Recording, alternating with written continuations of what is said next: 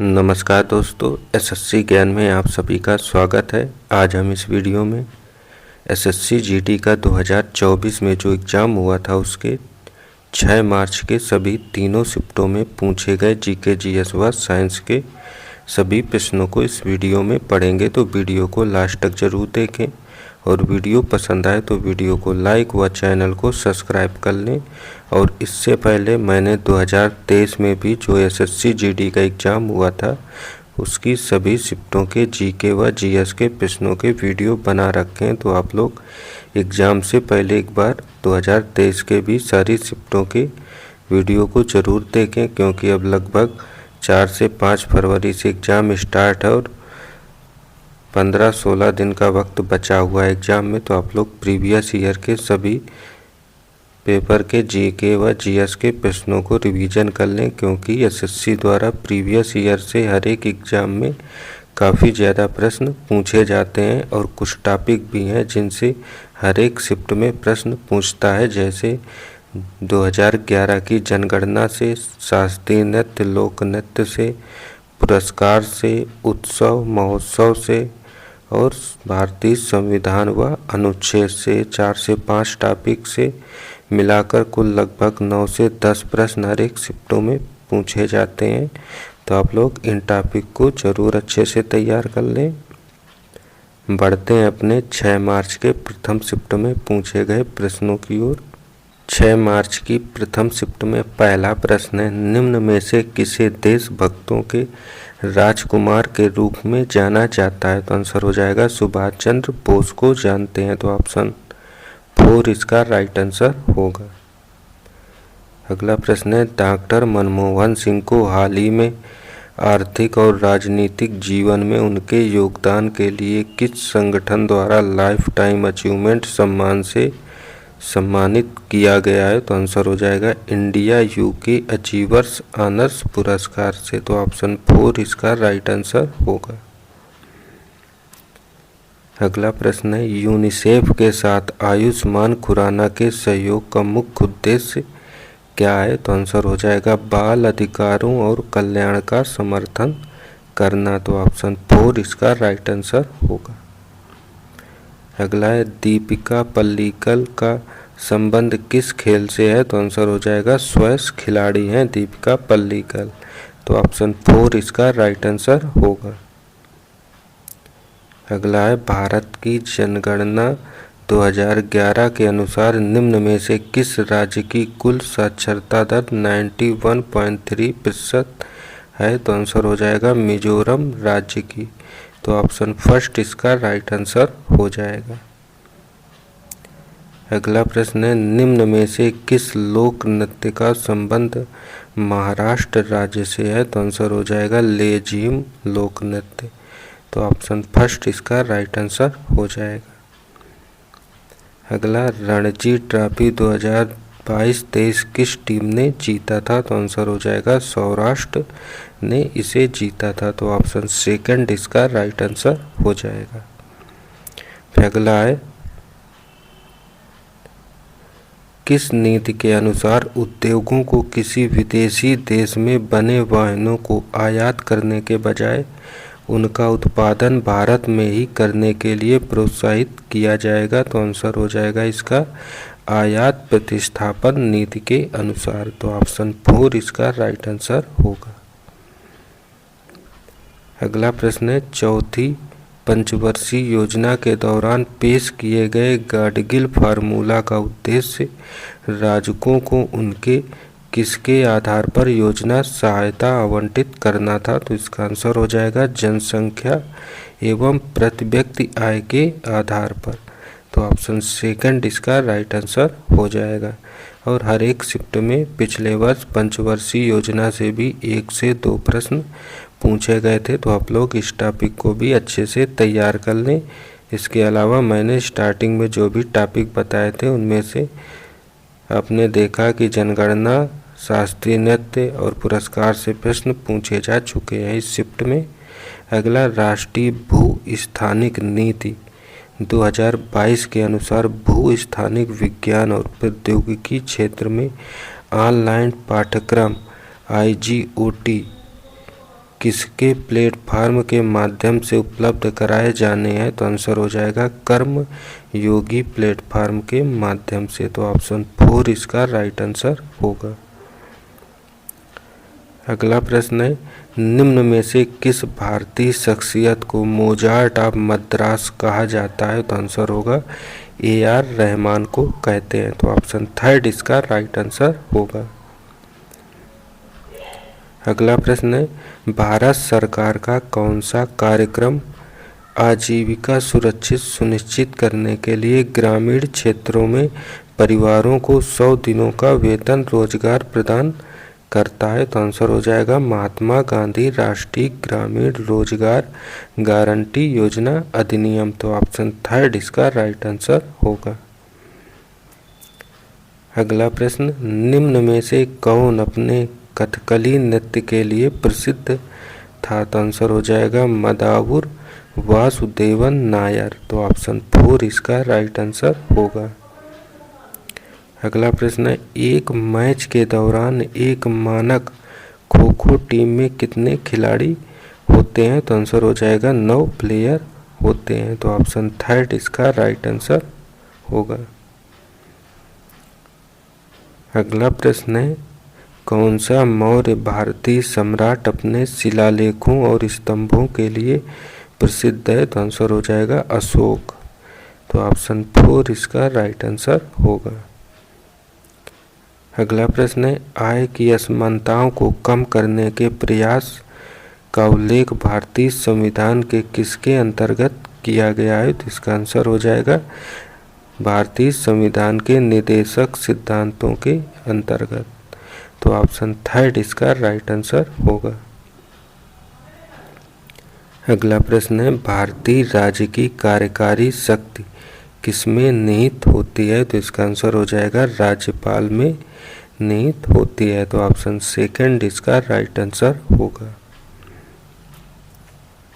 अगला प्रश्न है, परम शून्यताप -0 केल्विन या -273.15 सेंटीग्रेड पर पदार्थ के कण क्या होते हैं? तो आंसर हो जाएगा गति करना बंद कर देते हैं। तो ऑप्शन 4 इसका राइट आंसर होगा।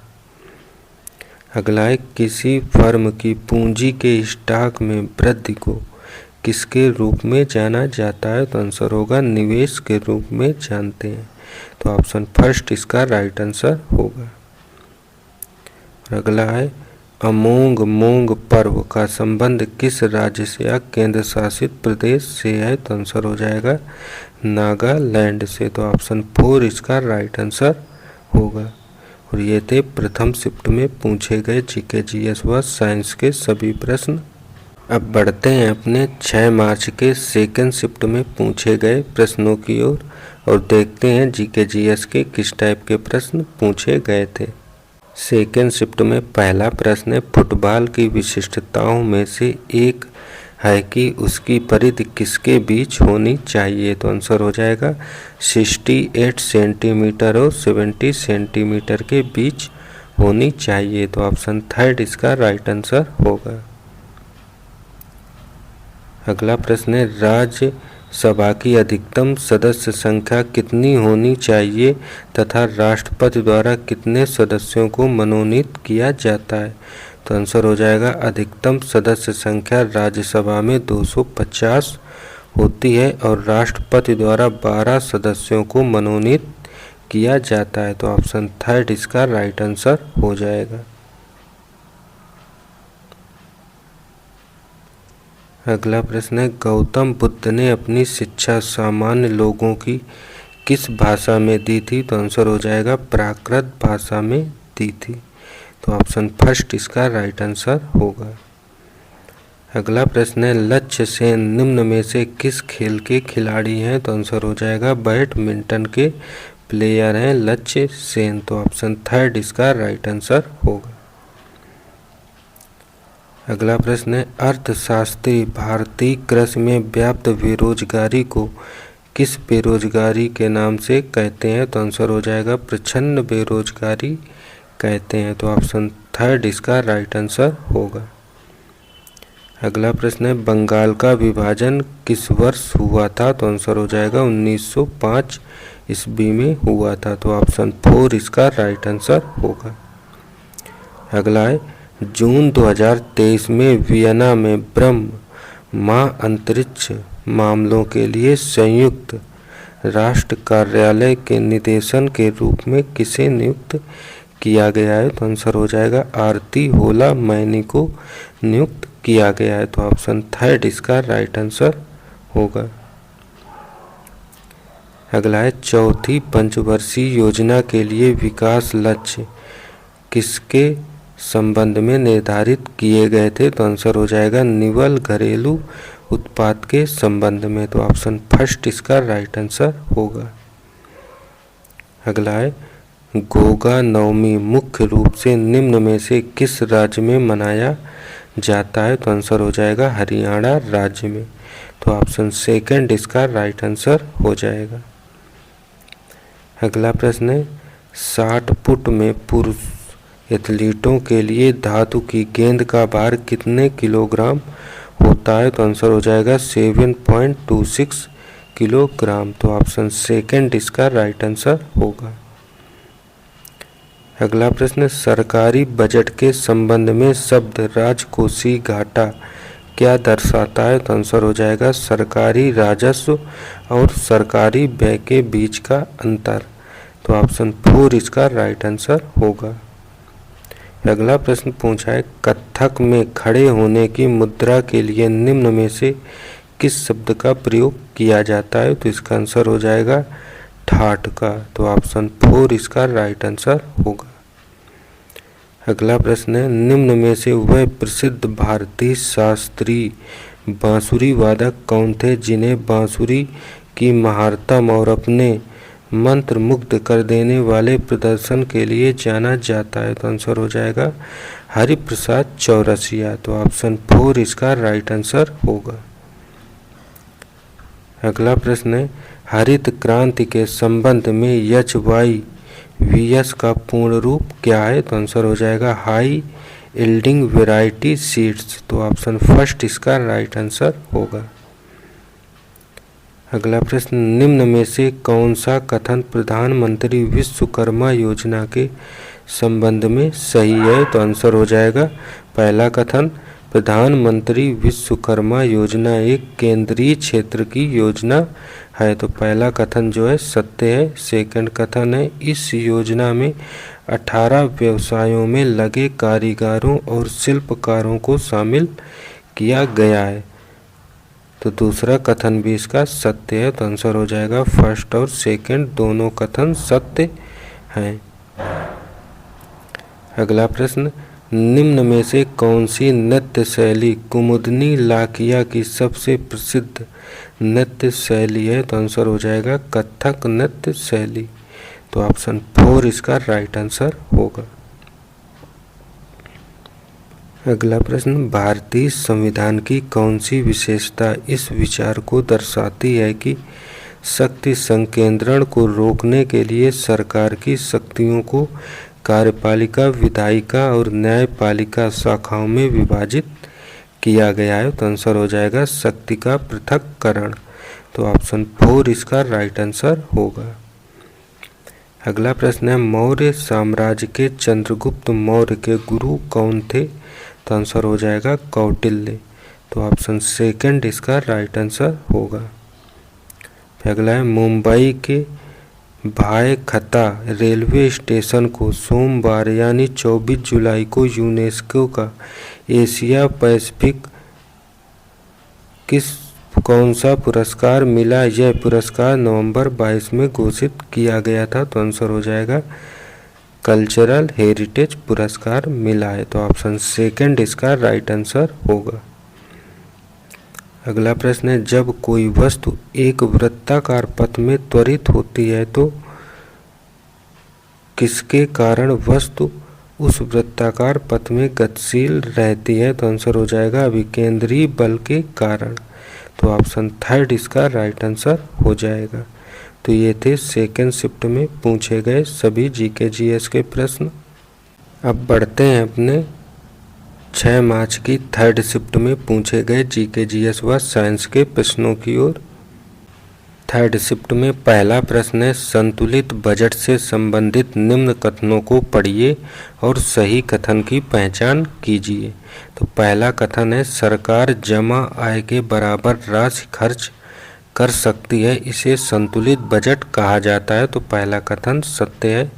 दूसरा कथन है, अगर इससे ज़्यादा खर्च करने की ज़रूरत पड़ती है तो बजट को संतुलित रखने के लिए करों के माध्यम से राशि प्राप्त करनी पड़ेगी। तो कथन बी भी इसका सत्य है। तो आंसर हो जाएगा कथन ए और कथन बी दोनों सत्य हैं। अगला प्रश्न है, 20वीं सदी के मध्य में भारत में लाइसेंस राज किसकी एक प्रणाली को संदर्भित करता है? तो आंसर हो जाएगा औद्योगिक लाइसेंसिंग को। तो ऑप्शन फर्स्ट इसका राइट आंसर होगा। अगला प्रश्न, भूटान भारत का पड़ोसी देश है, भारत के किस राज्य की सीमा भूटान से लगती है? तो आंसर हो जाएगा पश्चिम बंगाल की। तो ऑप्शन थर्ड इसका राइट आंसर हो जाएगा। अगला प्रश्न है, 2023 में अंतर्राष्ट्रीय खगोलीय संघ में निम्न में से किस भारतीय उल्का खगोल शास्त्री के नाम पर एक छोटे ग्रह का नाम रखा गया है? तो आंसर हो जाएगा अश्विन शेखर के नाम से। तो ऑप्शन फर्स्ट इसका राइट आंसर होगा। अगला प्रश्न अनुच्छेद से है, भारतीय संविधान के निम्न में से किस अनुच्छेद में राज्यपाल की क्षमा दान शक्ति और कुछ मामलों में सजा को निलंबित करने का, माफ करने का या कम करने की शक्ति का उल्लेख किया गया है? तो आंसर हो जाएगा अनुच्छेद 161 में। तो ऑप्शन फर्स्ट इसका राइट आंसर होगा। अगला प्रश्न है, निम्न में से किस देश की सरकार ने मल्लिका साराभाई को पाल्म डी ओर से सम्मानित किया है? तो आंसर हो जाएगा फ्रांस देश ने। तो ऑप्शन 4 इसका राइट आंसर हो जाएगा।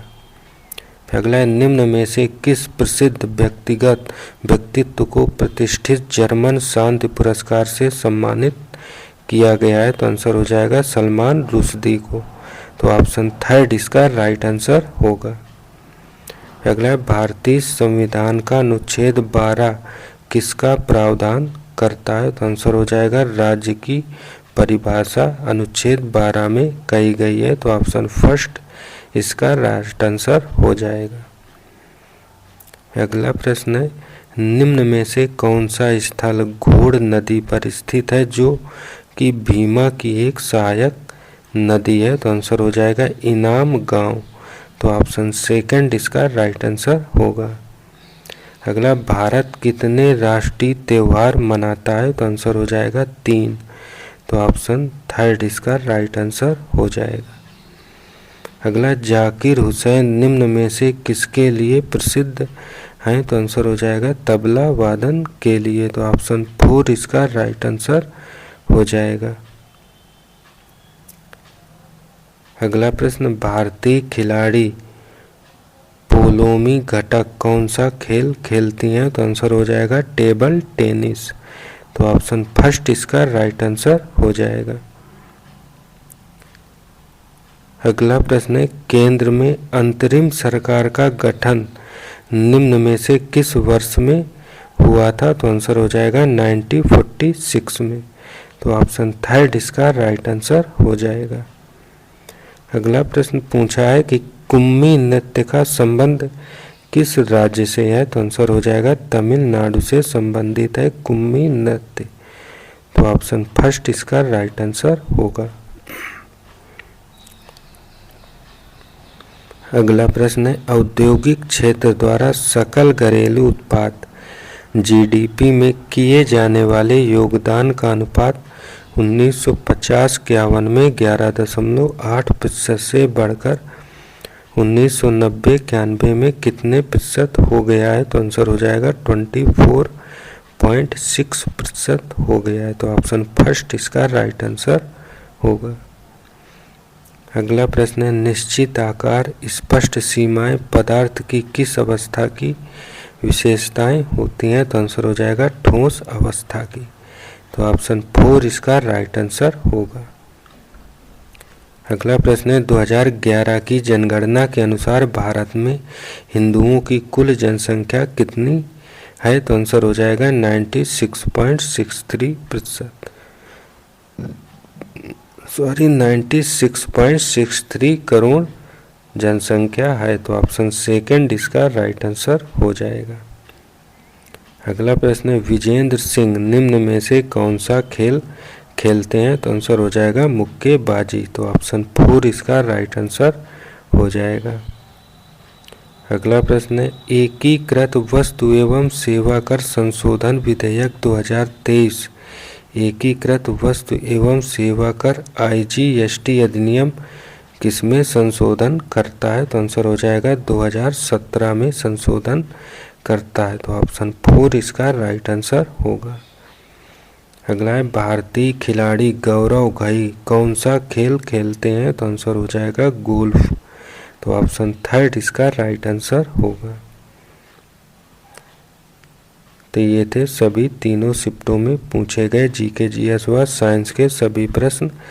आप लोगों ने देखा होगा कुछ टॉपिक ऐसे हैं जिनसे हर एक शिफ्ट में प्रश्न पूछे गए हैं।